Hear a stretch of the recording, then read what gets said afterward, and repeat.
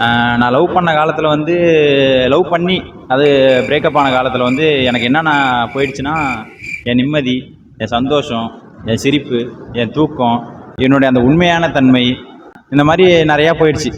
ஆனால் என்ன நீ போனதே சொல்லிகிட்டு இருக்க, ஏன் அந்த பொண்ணால் உனக்கு எதுவுமே கிடைக்கலையா அப்படின்னு நீங்கள் கேட்கலாம். ஆனால் அந்த பொண்ணால் எனக்கு நிறைய கிடச்சிருக்கு. ஃபஸ்ட்டு செம்மில் அவளை பார்த்தேன், 2 அரியர். செகண்ட் செம்மில் வந்து அவளுக்கு வந்து மெசேஜ் பண்ணேன், 3 அரியர் ஆட் ஆகிடுச்சு, மொத்தம் 5 அரியர். தேர்ட் செம்மில் வந்து ப்ரொப்போஸ் பண்ணேன், 6 அரியர். ஃபோர்த் செம் வரும்போது தான் ஓகே சொன்னால், மொத்தம் எல்லாமே சேர்த்து ஒரு 10 அரியர் வந்துருச்சுன்னு வச்சுக்கோங்களேன். அது எல்லாம் 4ஆம் செம் நான் முடியும் போது 10 அரியர். இப்படியே போயிட்டுருக்கு.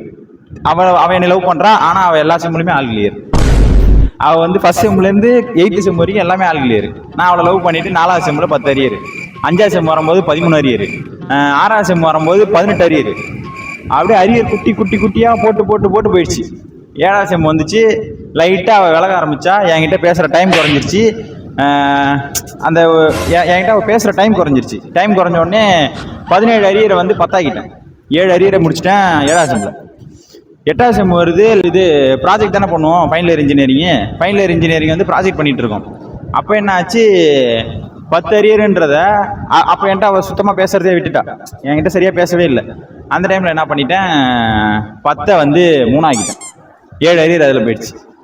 அதனால் இதில் நான் மாரல் ஆஃப் த ஸ்டோரி என்ன சொல்கிறேன்னா, கிடைக்கிறது கிடைக்காம இருக்காது, கிடைக்காம இருக்கிறது கிடைக்காது. நமக்கு ஒன்று கிடைக்கலன்னா வச்சுக்கா, அது நம்மளுதானது இல்லை அப்படின்னு மட்டும் முடிவு பண்ணிக்க.